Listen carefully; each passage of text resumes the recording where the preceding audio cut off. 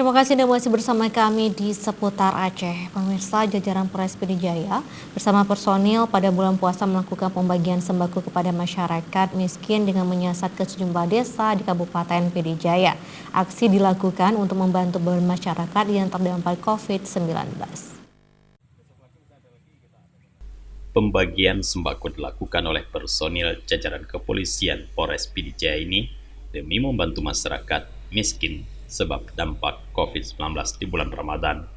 Kegiatan tersebut merupakan bagian dari aksi pihak kepolisian dengan berbagi dan peduli kepada masyarakat, terutama warga miskin.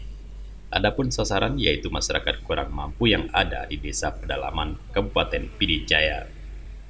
Dalam giat yang turut dihadiri langsung oleh Kapolres Pd Jaya AKBP Misbah Niam, sembako dibagikan kepada masyarakat setempat dengan mendatangi satu persatu rumah warga. Di tengah pandemi COVID-19 pada bulan Ramadan saat ini yang sedang melanda tanah air Indonesia dan Aceh, polisi terus berupaya melaksanakan kegiatan berbagi untuk masyarakat yang terdampak, terutama masyarakat miskin dan lansia. Dari Pd Jaya, Tim Liputan Aceh TV melaporkan.